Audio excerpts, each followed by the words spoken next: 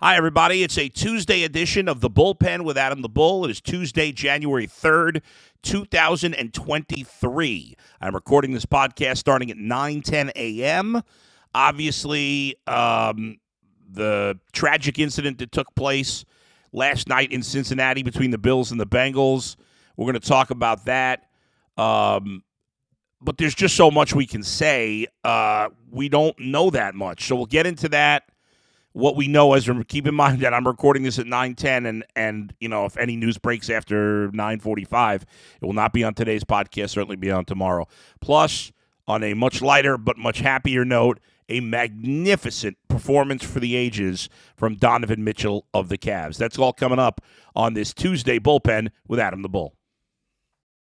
Podcast is not for the faint of heart. And I do think it's time for the Browns to move on. It's not for those who ride the fence. He's proven nothing. But if you're looking for someone who tells it like it is about Cleveland sports, everybody does fandom their way. You've come to the right place. I don't think he's any good. It's time for the Bullpen with Adam the Bull.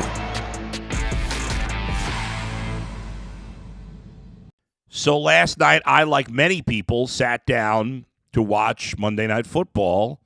Everybody knows where my rooting interests lie, so it was an important game as a fan for me. And game got off to a very exciting start. Bengals drive down the field, get a touchdown. Bills drive down the field, get a field goal. Bengals starting a second drive. They complete a pass to T. Higgins. T. Higgins and a young defensive back by the name of Demar Hamlin collide. And it looked like at the time that Demar Hamlin did take the worst of the hit. T. Higgins is a big guy. But Demar Hamlin jumped right back up, and there's a lot of, obviously, football's a dangerous game. It's a scary game. We don't think about it that way all the time. But the guy jumped up. I didn't give it two thoughts, right? Here we go. Things is a fun game. Let's keep it moving. Well, all of a sudden, you see, well, I guess I didn't see initially. I'm sure most of us didn't notice that he passed out on the field at first, right? And then you see that he's down on the field and there's concern. But initially, I think we were all thinking like we always do. Okay, there's a guy down on the field. You know, it's hopefully he's okay, but you never think it's going to be anything over the top serious. You think worst case scenario, he got a concussion or he tore an ACL. These things stink, but they're not life threatening. And you figure they'll take a break, they'll come back, you'll see him either walking off the field or carted off the field, and he'll give the thumbs up, and everybody will cheer for him, and that'll be it. We'll break for a couple of minutes, and they'll play ball. Well, of course, they come back from the break, and things look very dire. Eventually, I can't remember if it was after the first break. My head was swimming just like anybody else. But eventually there, and I'm sure a lot of you weren't watching it because the Cavs game was on, and we'll get to the Cavs. But eventually there's an ambulance on the field, and at some point we realize, okay, this is not like other incidents. They show the replay of him getting up, Demar Hamlin, and then immediately, or nearly immediately, you see him kind of look wobbly, and then boom, he's down. And it seemed like for a second, nobody realized it because it looked like, if you watched the video, that nobody, at least in that camera view, was looking at him. And because, of course, you're never thinking about something this serious. It's just not. These things don't happen. It's not like this is something that happens once in a while to this level. This is something we never see. I don't know if it's ever happened. In the history of football, I guess something like this probably has at some point. I don't remember it. I don't know that it's ever happened in the NFL.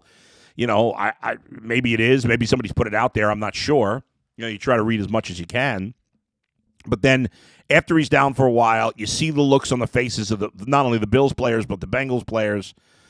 The delay gets longer and longer. And I think, you know, at first, before you know like exactly what happened, because even when we see him pass out, and even when it looks really serious, you're still thinking, oh, nobody's thinking it's a heart issue. How could any of us really think that? I guess if you're a doctor and you saw what happened, but me, who knows nothing about medicine, like most of you, you're thinking, okay, it's just some kind of injury that eventually they'll start the game again.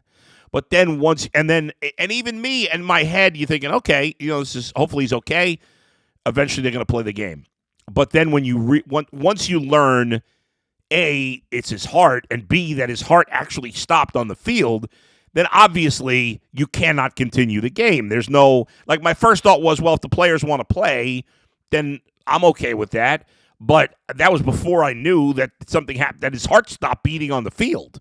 Once, I think any rational person, once you know that's what happened, that it's not a head injury or a leg injury or a knee or something, relatively minor in the grand scheme of things, once you know it's his heart, once you know his heart stopped, any reasonable person says, okay, this game, you cannot continue this game. This is real life. This guy's life is on the line. It's obviously more important than football. Sometimes we get so caught up in football being so important. And there's nothing wrong with saying that. It's okay. We don't have to be ashamed of loving football and being passionate and being into it. You should only be ashamed if you think it's more important than a human being's life.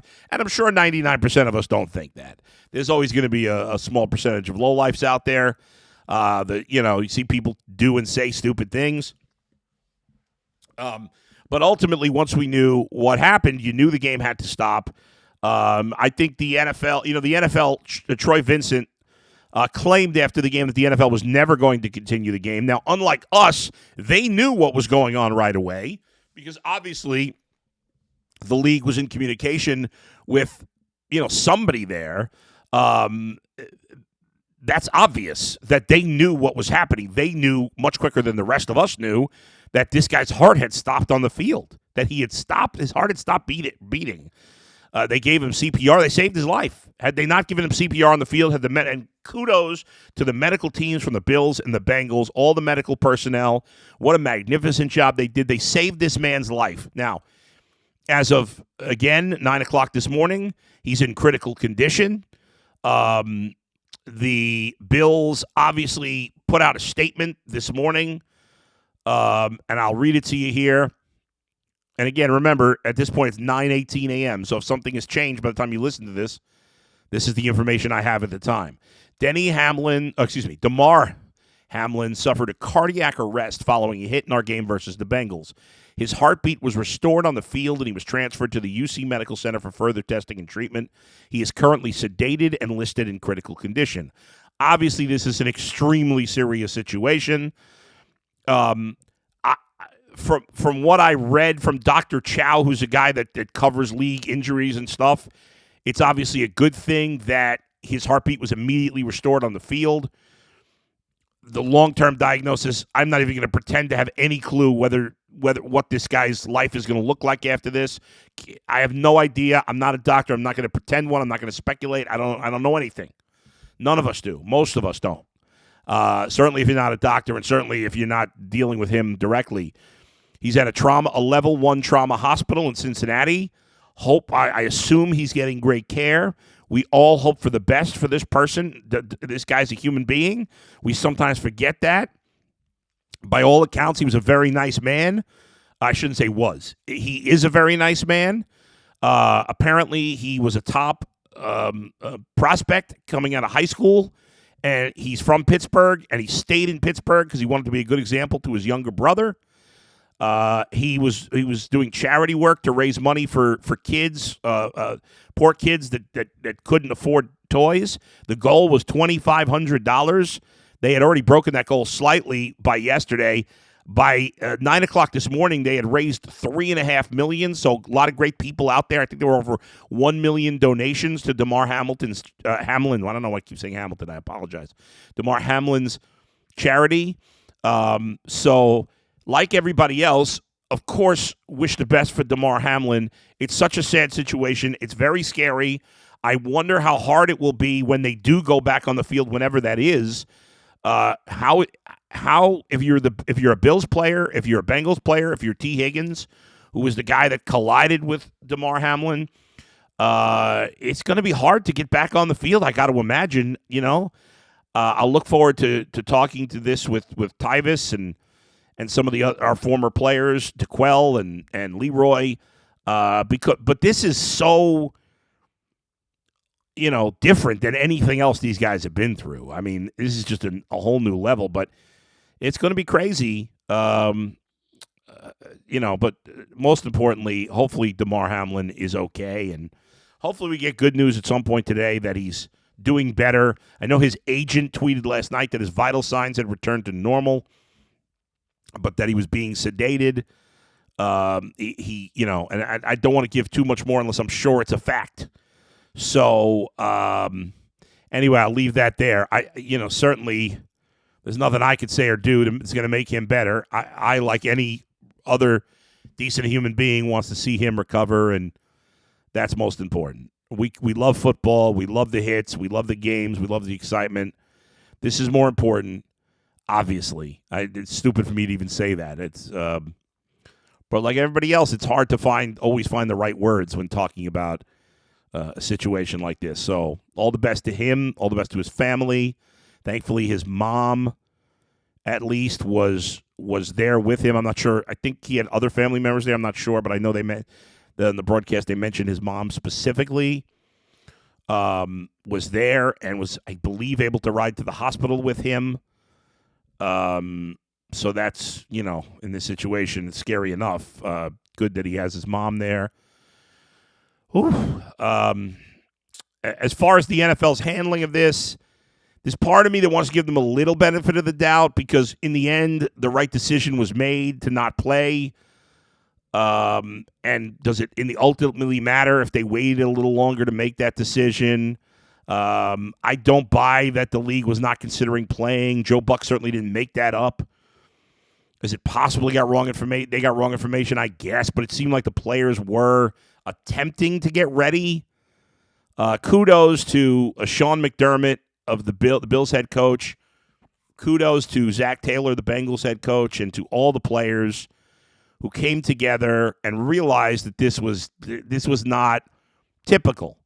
If it's a broken leg or a torn ACL or even a severe concussion, the guy's awake. He's with it. He can put his thumb up. He can wave to the crowd. Like, the guy is going to be okay. And you could play. You couldn't play in this situation. It was ludicrous to think it. And I know, folks, there's some people out there that are lowlifes that are saying stupid things. Couple of media members, mostly the media handled this well. There's a couple of one in particular prominent media member. I'm not even going to mention his name. You know who I'm talking about. There's crackpots with conspiracy theories. These people are disgusting, and they're not worth mentioning by name. Please don't retweet them and give them more life to their disgusting theories and disgusting comments. It's shameful. That's what they want, so don't do it. But now we just wait. Now we wait. All right, folks, I'm going to take a break. When I come back, going to lighten the mood. I want to talk about what was on a night that had this horrible, horrible thing happen in the NFL. Right here in Cleveland, in a game, honestly, I didn't watch much of. And I know the Cavs played lousy in the first half, but I turned it on just in time to see the last 10, 20 minutes, whatever it was, of real time, and see Donovan Mitchell have a historic night, not only as a Cavalier, but as an NBA player, period. We'll talk about that coming up next, right here in the bullpen with Adam the Bull.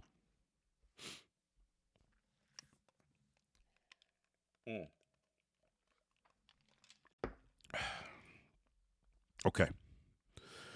So, Donovan Mitchell last night in a game where defense was optional, Donovan Mitchell became the tied for the 8th highest scorer in a single game of all time. And the most points by any player in 17 years. And the Cavs rallied down 21 to beat the Bulls in overtime, 145 to 134. The Cavs at halftime were down 65 to 47. And then fell even further behind early in the third before going on a huge rally, led by Mitchell. The Cavs scored 83 points in the second half, 98 if you include the overtime. Incredible. 98 points in 29 minutes. That is nuts. And Donovan Mitchell scores 13 of the Cavs' 15 overtime points. Donovan Mitchell scored 13 in overtime. The rest of the Cavs and the entire Bulls roster combined to score 6. 13 of his 71 points to lead them to victory. I mentioned matched the 8th highest total in league history. Most points by an NBA player since Kobe Bryant scored 81 in January of 2006. At the end of regulation, Donovan Mitchell misses the first free throw, purposely misses the second, gets the rebound, and throws it back in to tie the game to send it in overtime. The only other players that have ever scored 70 in a game, Will Chamberlain, who did it 6 times. Absurd. Kobe, David Thompson, Elgin Baylor, David Robinson, and the last guy to do it, Devin Booker of the Suns. I think it was like 5 years ago. He scored 70. His teammates were going nuts. Obviously, the crowd was chanting MVP. Mitchell also became the first player ever to score 70 points and have double-digit rebounds. Career high tying 11 assists. Excuse me, not double-digit rebounds, double-digit assists. Obviously, Wilt had double-digit rebounds with 70 points more than once. He also had 8 rebounds, almost had a triple-double. Played 50 minutes. Made 20 of 25 free throws. What's remarkable is he only had 5 points at the end of the first quarter, and he only had 16 at the half. He had 16 at the half. And then he scored 55 points in the second half in overtime. I mean, that is just... as Donovan Mitchell actually joked after the game, it was like he was playing NBA 2K, which I've never played, but I'm sure a lot of you have. He was 22 of 34 from the field, 7 of 15 for 3. No Darius Garland, no Evan Mobley, of course. It's a historic night and a great come-from-behind win because the Cavs were playing lousy basketball. Now, again, I'll be fair, I didn't watch the first half, but from reading about it, from watching back some of it this morning. It's been a crazy morning, so I haven't been able to watch back the whole thing. And from talking to people who did watch it, obviously they played very poorly in the first half. Second half played great. And it was in the overtime was just like, get him the ball. Because you wanted to see him get 70 points. Even without overtime, he had already broken the Cavs record by scoring 58. But then he shattered it by getting the 71, and it was everybody around the league was just going wild about this. I mean, if it wasn't for this horrible Damar Hamlin story, this would have been just crazy, even crazier than it was nationally. So kudos to him and great. Great is not a great enough word. The Cavs are now 24-14. They've won 2 in a row now after losing 3 in a row. The top of the East, the top 5 teams in the East are so close right now. Boston's 26-11. The Nets a game back at 25-12. The Bucks and the Cavs 2 back, 23-13, 24-14 respectively. And then the Sixers a game behind the Cavs at 22-14. So those 5 teams are all within 3 games of each other in the loss column. One thing that continues to be a concern for the Cavs, their defense has not been good. They've given up a boatload of points of late. And in the grand scheme of things, they're going to have to do better. But if you looked at the scores last night, there were so many high-scoring games. I mean, Cavs, you had the Lakers beat Charlotte 121-115. We got the Cavs 145-134. That was in overtime. Indiana beat Toronto 122-114. Philly over New Orleans 120-111. Brooklyn scored 139. Dallas over Houston 111-106. Minnesota beat Denver 124-111. In double overtime, Golden State over Atlanta 143-141. In Portland scored 135. Miami scored 110. I mean, it was just scoring is way up. Way up. But nobody got the treat that you got with the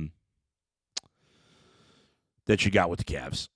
Just remarkable. So the Cavs will play again tomorrow. Their next game is at home, I think. They're playing the Suns, right? Let me just double check that. They're playing the Suns, right? Yes, Suns at home. Tomorrow, they'll play the Suns twice here in the next few days.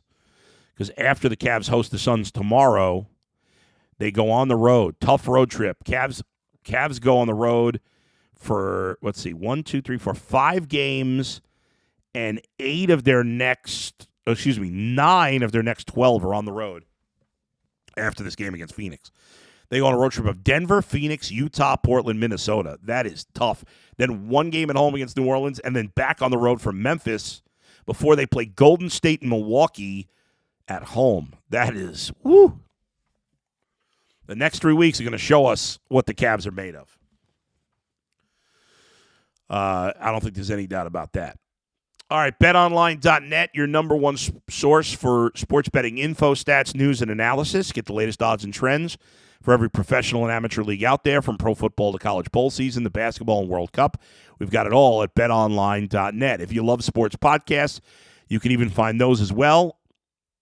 We're always the fastest and easiest way to get your betting info. Head to the website today or use your mobile device to learn more. BetOnline, where the game starts. All right, quick break, and back with more.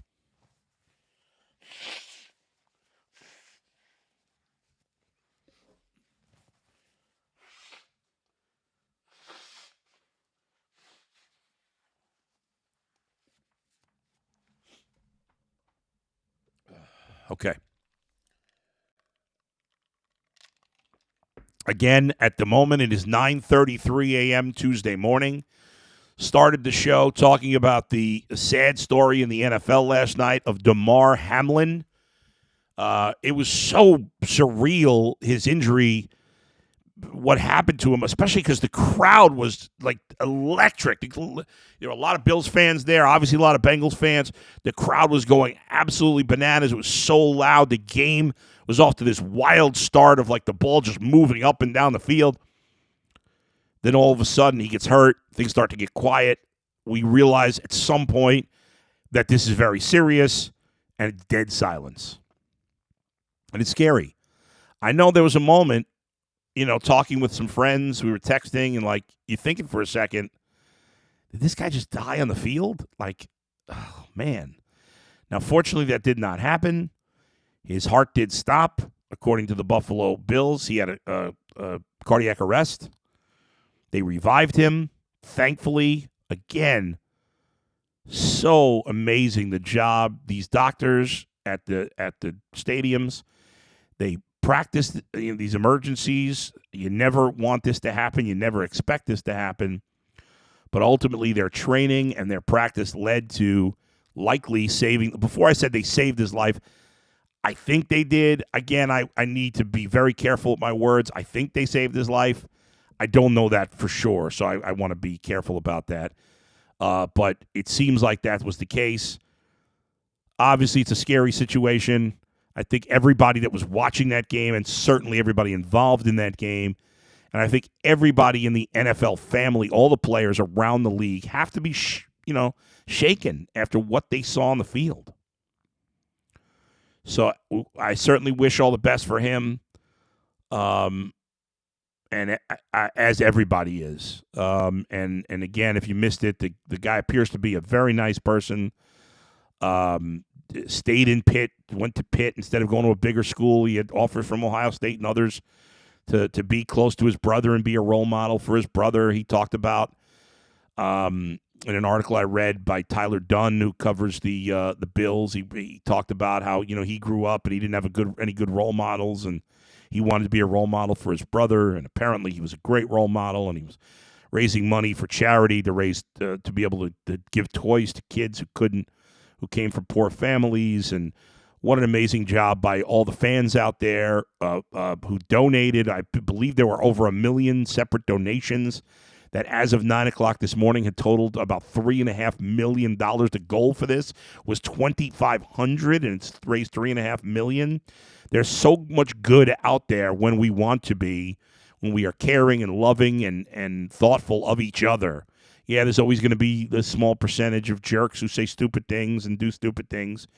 But when we want to, we can all come together and put our differences aside.